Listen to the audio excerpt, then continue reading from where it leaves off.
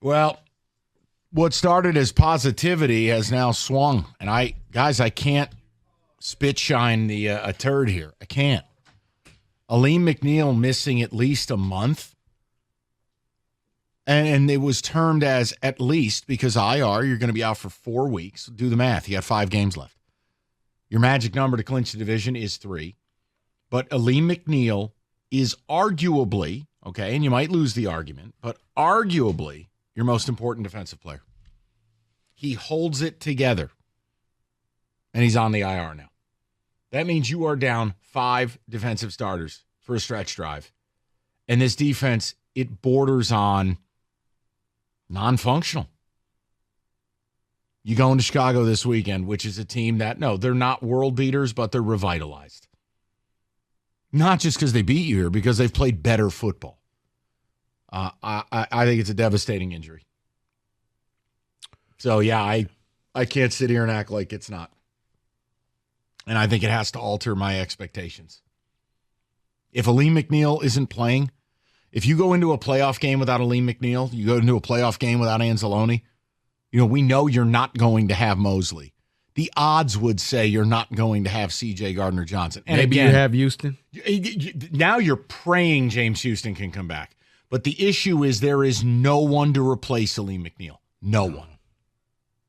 You got a cardboard cutout of a third-round pick and Broderick Martin. This is where you missed on Martin. This is where the depth factor. And now they just signed some fringe guy in Pete Shamalama Ding Dong, whatever his name is. David, the ticket text. No, because right now, your whole Ndamukong Suh thing is like, why not? And it's not just because he played here. It's because he has consistently now been added to winning teams at the end of the year and plays in the stretch drive. I don't even like him. I think he's an abhorrent human being. But guess what? For 20 snaps a week, I'd sign Satan. He helped I don't care. Yeah, he helped the Eagles last year. Here's where you get angry when all of a sudden you see that one of the other team, hey, he's going to the Cowboys. He's going back to the Eagles. I can only imagine that chair. Yeah, he's going to the Niners. He would lose it. Nah, I'm broken now. Sorry about that, guys. Someone says, thanks, David, KJ, and Warren.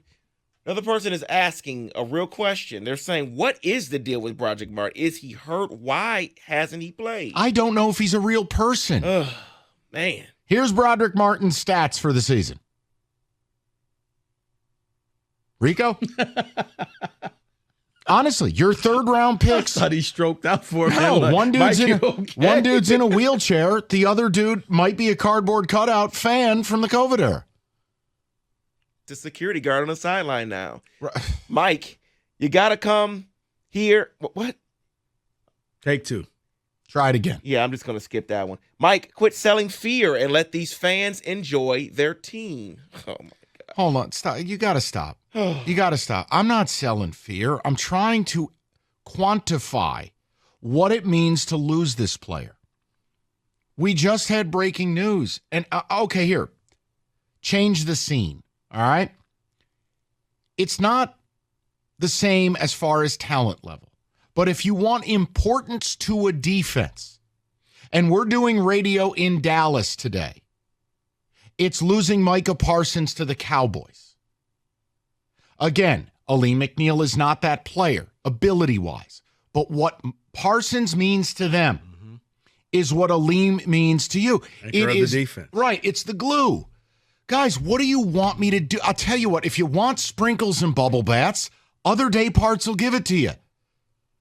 I'm legitimately concerned.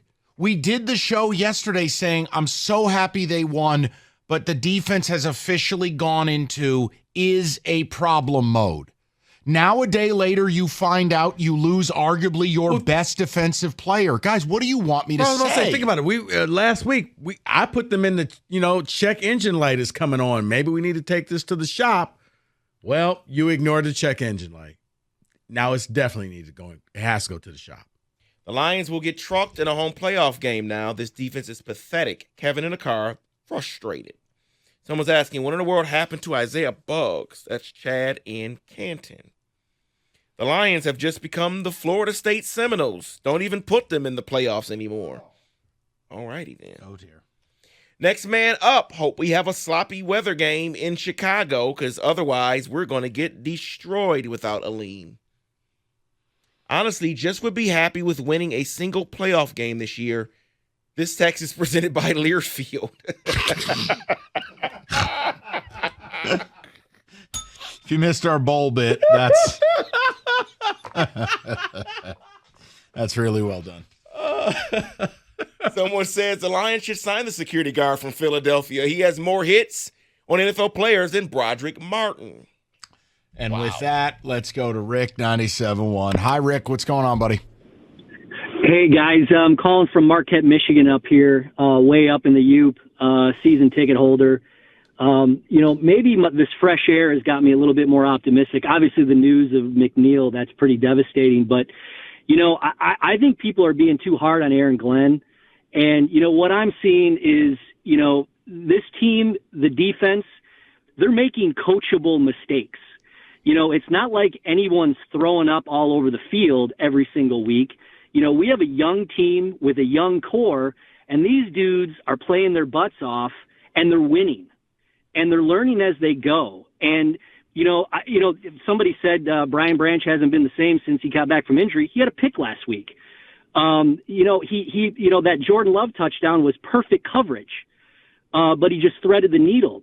I think we talked about last year, people are saying as long as we have a top 15 defense, we're going to be okay. And, I just think, look at Reeves-Maben and, the next man up theory. These guys are playing ball. They're playing aggressive. They're getting coached up. They got great coaches. And, I just think folks are being too hard. And eventually we're really close. It's not like we're in the middle part of the NFC or at the bottom part of the NFC. We're at the top of the NFC, and there's something to be said about that. Plus, but hold on, Rick. That's fine for other people, but when you're calling us, the name Aaron Glenn has not come up. I don't blame him. All I have said is it's probably he's got to get in the lab and make some changes in order to give this team the best shot. I don't blame Aaron Glenn. I have an issue they did nothing at the deadline. I have an issue they drafted 2 dead guys in the 3rd round. And I just have an issue that the defense can't stop anybody. And right now we're down 5 starters. Well, if you look at the kind of player that Brad Holmes is drafting, these guys are drafting a different type of football player. They're drafting football players, these superstars, Montez Sweat. Are these guys good locker room guys? Do these guys check the boxes at what Brad Holmes and Dan Campbell are trying to create? And my take is they're not checking the boxes. Okay, fine. Fine. But in the here and now, you have one of the worst defenses in football. You don't generate a pass rush. I'm not doing this discussion today. It's not even relevant. By the way, if you value Pro Football Focus, here are your defensive tackles.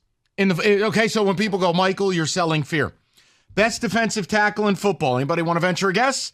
Dexter Lawrence. Number 2, Quinnen Williams. Number 3, Aaron Donald. Number 4, Jalen Carter. Number 5, Alim McNeill. That's who you're missing for essentially the rest of the regular season. Very succinct way of putting it. Sorry, I'm a prepared radio host. No, what's your favorite type of vegetable? 248. I've really gotten into broccoli. Broccolini. Okay, you know what?